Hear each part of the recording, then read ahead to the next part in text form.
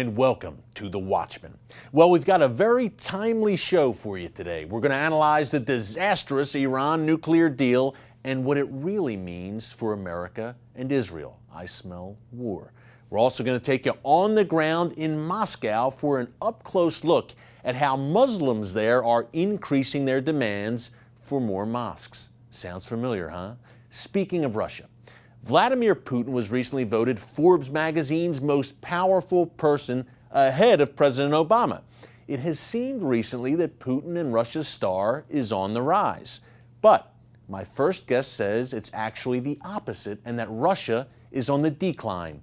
Ilan Berman is vice president of the American Foreign Policy Council and author of a fascinating new book called Implosion, The End of Russia and What It Means for America. Here's our interview. Well, Ilan, welcome. Great to have you back. And I'll tell you, what a book. Implosion, The End of Russia and What It Means for America. And it's interesting, Ilan, such a timely book because Vladimir Putin right now is being called by some as the most influential world leader on the heels of the Syria debacle with the Obama administration.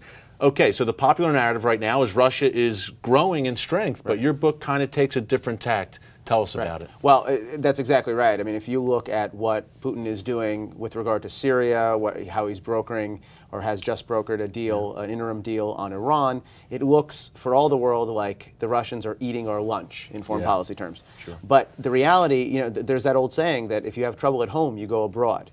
And it's very much what's happening with regard to the Russians. They're striding very big on the world stage, but at home they have serious systemic problems. Social problems, economic problems, demographic problems. Russia is on the cusp. And the radical Islam problem. No, exactly right. Yeah. The society is transforming. The society is shrinking, but it's also transforming. It's becoming more radicalized, more polarized. And so Russia is really on the cusp of a transformation that promises to be every bit as explosive, every bit as profound as what we saw a couple of decades ago when the Soviet Union collapsed. Yeah, and Ilan, it's fascinating because, and that's why your book is so important, Implosion, because the impression is the exact opposite. In my experience here in D.C. as well, people don't really see that the Russian bear is actually struggling right now. Talk a bit more about the demographic issues. Sure. The Muslim population in Russia is really growing. Even in Moscow, there are mosques in Moscow, large mosques being built, and really across the country. Talk about that. No, exactly right. Moscow has today 2.5 million Muslims. It has more Muslims than any other European capital except Istanbul. And so, I mean, most people don't understand that this is sort of this is the wave that the Russians are heading towards. This is sort of what's happening. So there's two things to unpack here. Russia, as a whole, is dying. Russia's losing about 450,000 people every year to death and emigration. There's a lot that goes into that. You know, they have a sky-high rate of abortion. They have a really low life expectancy. But all that decline isn't uniform. The Russian Slavic population is declining, but other minorities are doing comparatively well. And the minority that's doing the best are the Muslims because they abort less, they drink less, they divorce less. And as a result, today, Russia has a population of 142 million people. And Muslims make up 16% of that. And how about those Russian republics, Ilan, that surround Russia? Obviously, Chechnya, Dagestan. Is there a chance that these countries or these regions try to separate from Russia as a whole? We've had that already, the separatist movement. Well, there's certainly that tug and pull. And what you've seen coming out of Moscow for the last decade and a half has been this really sort of forceful, violent, bloody conflict to try to keep these regions as part of the Russian Federation. But more and more, they're creating their own separate identity. And the more Muslims there are in Russia, the more forceful that urge is going to be. So today, Muslims are 21 million, 16% of the population. But by the end of the decade, 1 in 5 Russians is going to be Muslim. And by the middle of the century, every other Russian could be. And that means that that problem that you talked about, which is localized in the region known as the North Caucasus now, is increaslandly becoming a nationwide problem in Russia. You know, it's fascinating because we hear so much about how the face of Europe is changing, the Islamization in Europe, but Russia, largest country, landmass in the world. Talk about also, and you get into this in the book, how Russia is trying to project power on the world stage once again, and in the Middle East in particular, have obviously helped Iran with its nuclear program. What's their thinking there? Well, I think they're thinking, they have a number of things that they think about. Part of it is that demographic issue at home. 98% of Russia's own Muslims are Sunni, and yet for a long time, Russia's been pursuing an exclusively Shiite policy in the Middle East.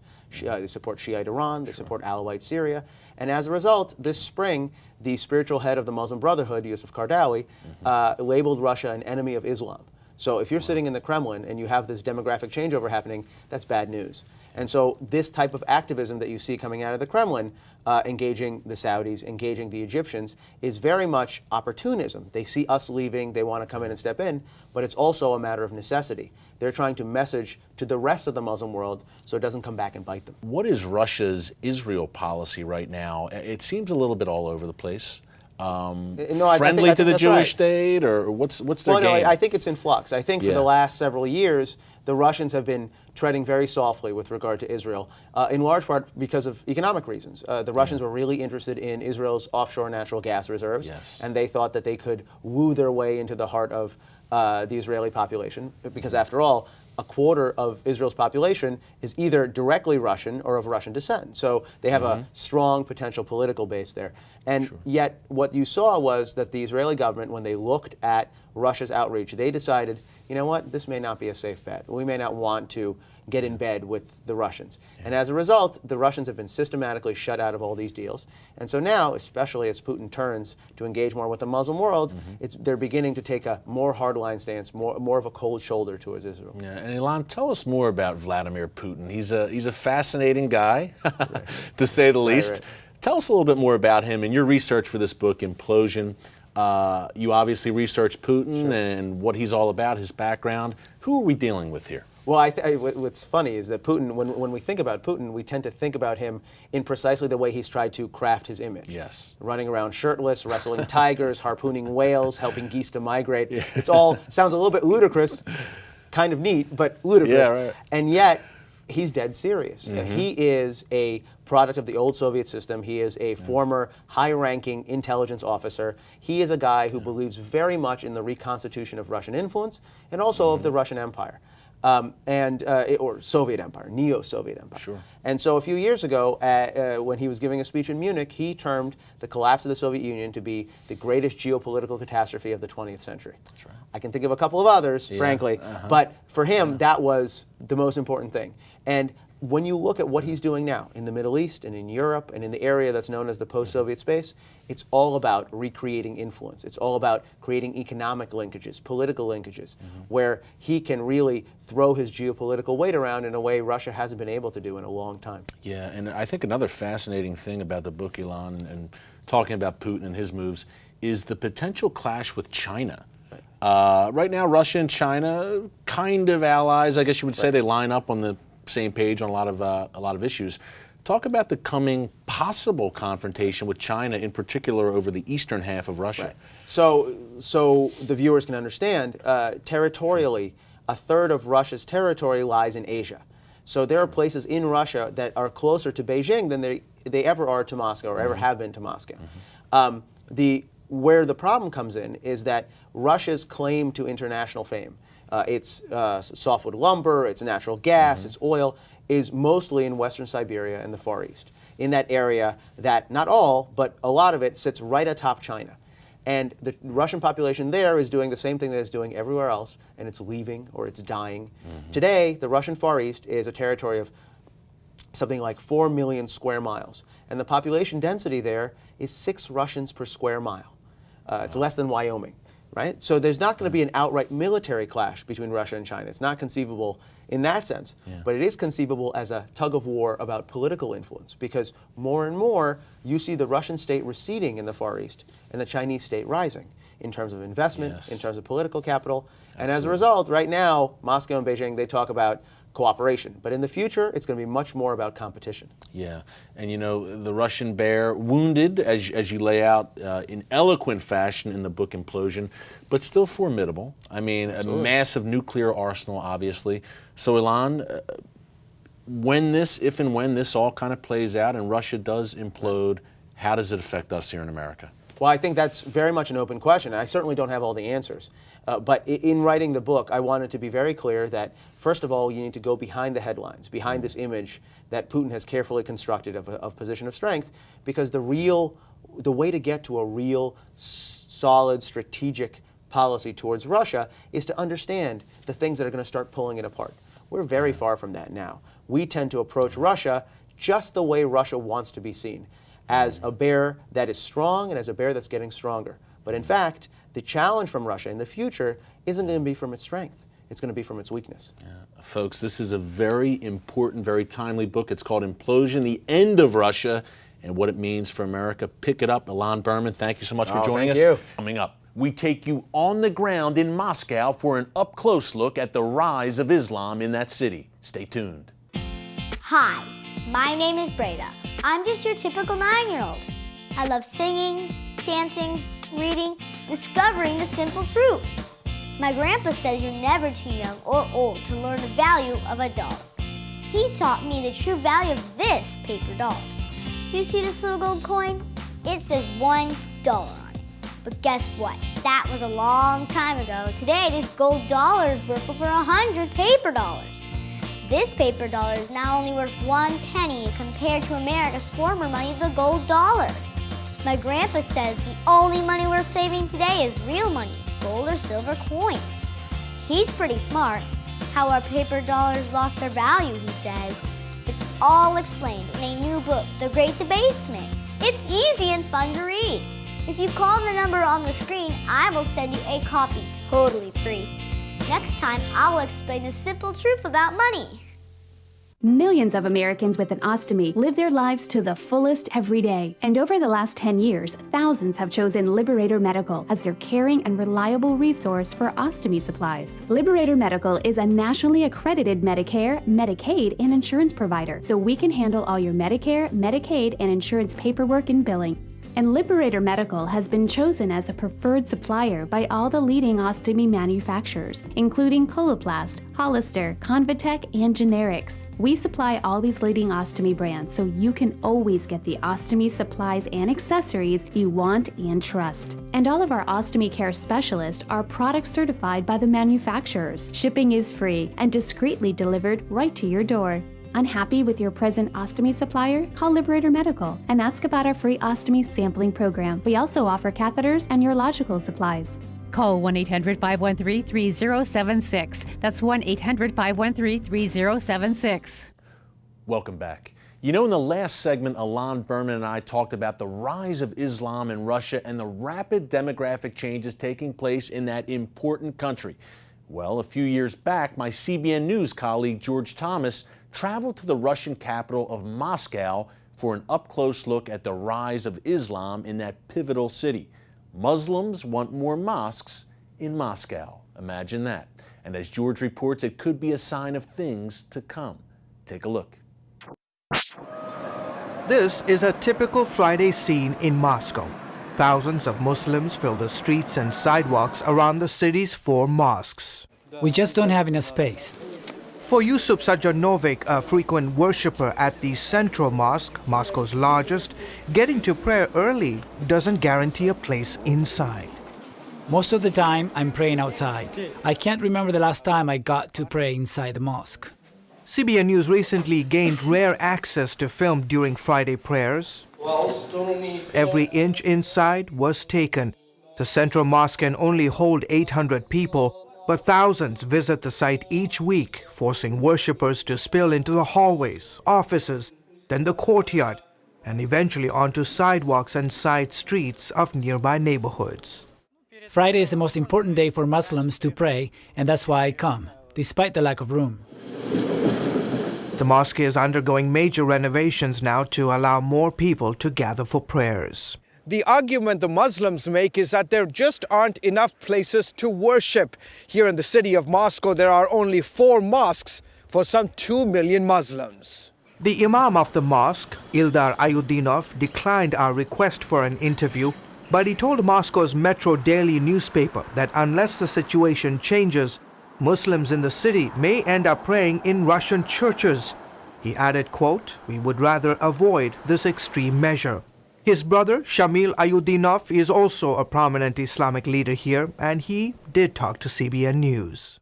The problem is that we're fighting a perception issue in Russian society about Muslims. Most people associate such places of worship with terrorism, so people get angry when we talk about building new mosques. And that pushback was on display late last year when plans were drawn up to convert the sprawling park into a massive new mosque that would hold 5,000 people. Local residents converged on the site, protesting the mosque construction and confronting a local Muslim imam. You are monsters, ugly creatures. Go away from here to your motherland. The neighborhood is made up of an ethnic group called the Tatars, the vast majority of whom are Muslims. Do any of you even know a Tatar family? Do you have Tatar friends? We need to grow our kids in the right way, not to drink alcohol or do drugs. Authorities have since scrapped plans for the mosque, but that has done little to calm fears here. I am scared. They come into a neighborhood and begin to tell us things we can and cannot do. We like to walk our dogs here and have outdoor barbecues. But the Muslims can say you can't cook pork or you cannot walk your dog around here. There are no exact figures, but Russian officials put the number of Muslims in Moscow at just over 1 million. Muslim groups, on the other hand, say it is closer to 2 million.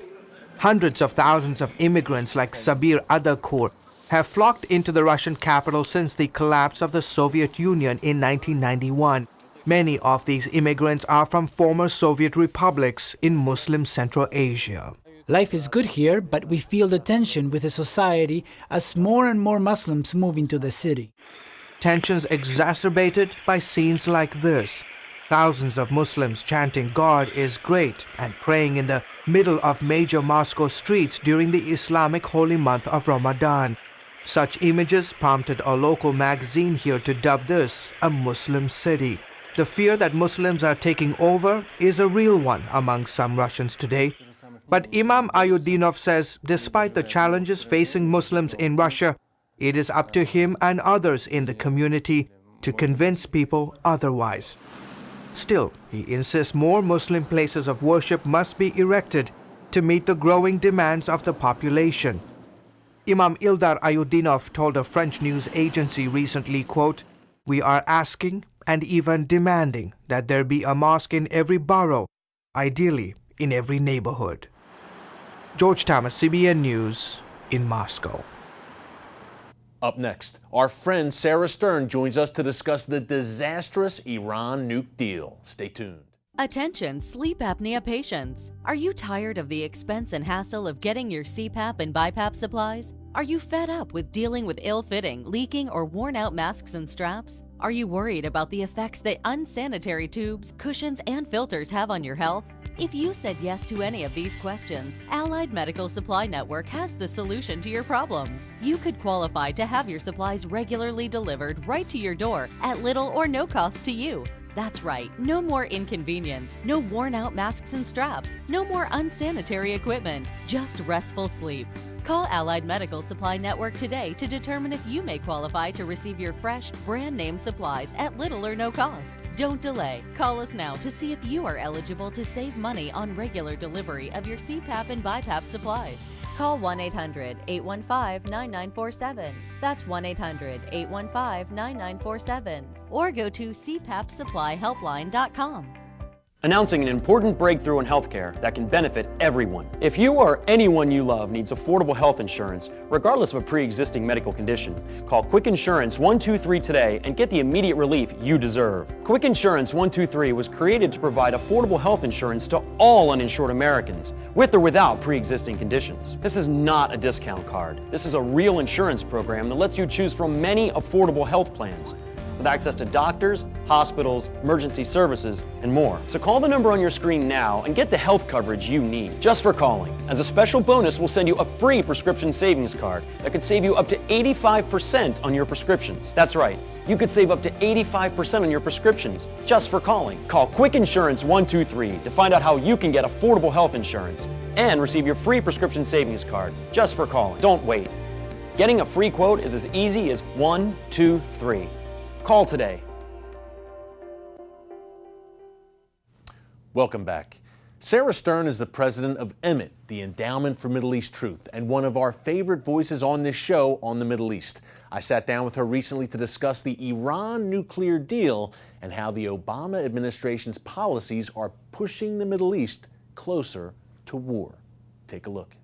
Just saw, to what my mind, Sarah, is an atrocious deal where the U.S. and other Western powers basically struck a deal with Iran over its nuclear program. There's now basically a 6-month window here to see if the Iranians are serious and see if this is a peaceful nuclear program. What's your gut reaction on this deal? My gut reaction is this is the 21st century version of Munich. This is very scary. You know, President Obama is waving this piece of paper about peace in our time, while not one centrifuge, not one of the 19,000 spinning centrifuges has to be dismantled. You know, they are still able to enrich uranium at the 3.5% level.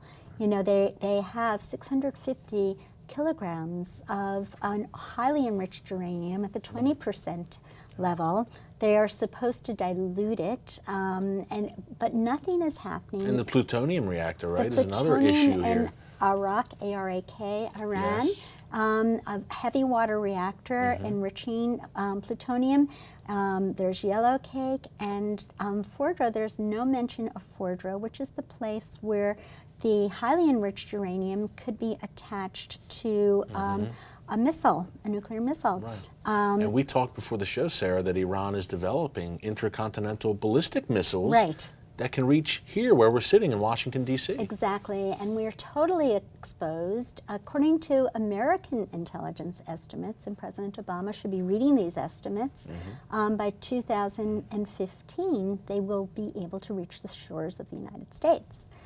And they may be nuclear tipped. And they may be nuclear tipped. Now, we know the very day before Hassan Rouhani went on his charm offensive in New York. The moderate new Iranian president. The moderate new Iranian president, who, by the way, had to go through the reigning mullahs and for approval before he even ran. Yeah, and you were on top of that, the Endowment for Middle East Truth from the beginning, Sarah, sounding the alarm about Rouhani. Right, right. And the very day before, he was standing in a reviewing stand at a military parade watching a convoy of trucks carrying a fleet of Shahab 3 missiles that could easily reach Tel Aviv, and in Farsi, written on the first truck was the sign, Israel shall cease to exist. You're here on the Hill constantly, right. And you're doing great work with senators, congressmen, making a difference on this issue.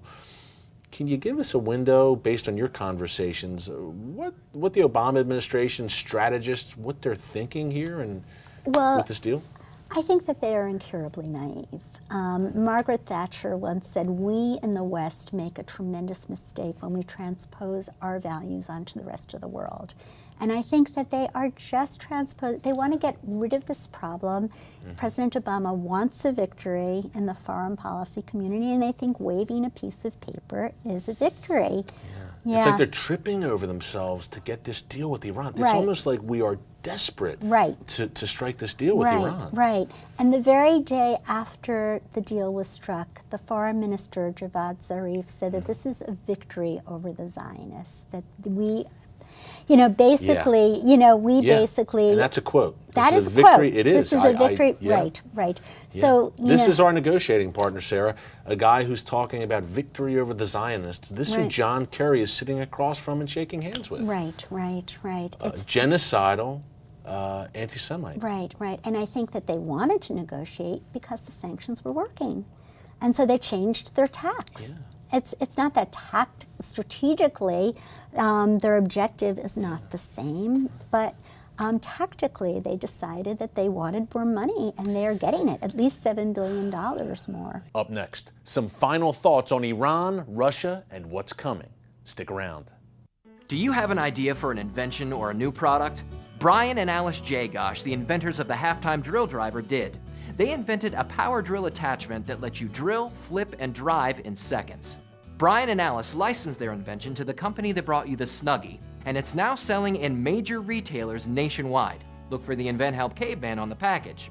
If you have an invention that you would like to try to patent and submit to companies for possible review and want free information on how Invent Help may be able to assist you, call now.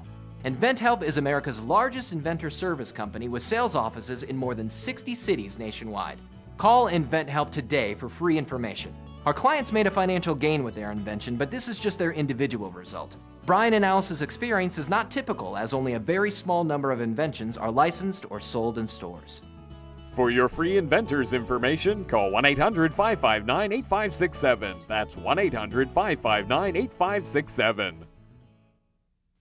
If you had a choice between going bald and a full head of hair, which would you choose? Advances in medical science have resulted in the world's first and only permanent solution to hair loss. Yes!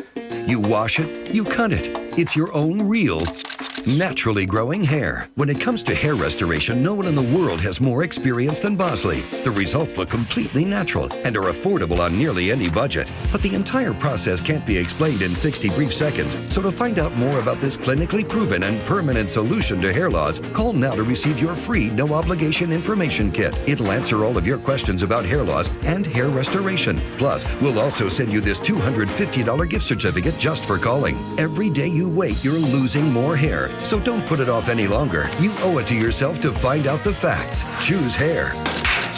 Choose Bosley. Call 800-868-9957. That's 800-868-9957.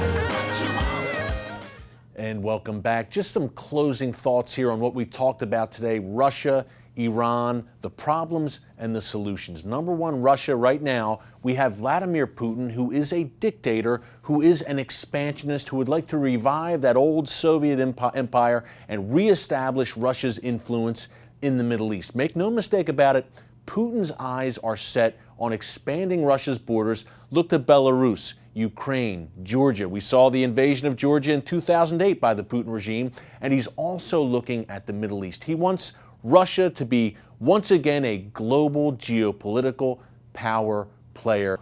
Number two, Iran. Folks, not much more to say other than it is a disaster right now. America's Iran policy and this horrible deal with this totalitarian, tyrannical Iranian regime, which is hell-bent on acquiring nuclear weapons. This deal that the Obama administration has cut has made war certain. I can tell you that Israel will not allow Iran to acquire a nuclear weapon. Case closed. Never again means never again, and Prime Minister Benjamin Netanyahu gets it. He sees the signs, he gets the times, he gets what Israel is up against and what the Iranians want to do. They want to push the Jewish people and the state of Israel into the sea, and Netanyahu takes them very seriously, so you do the math. Be in prayer, folks. Keep watching this show. Thank you for watching. We'll see you again next week. And until next time, remember, never hold your peace.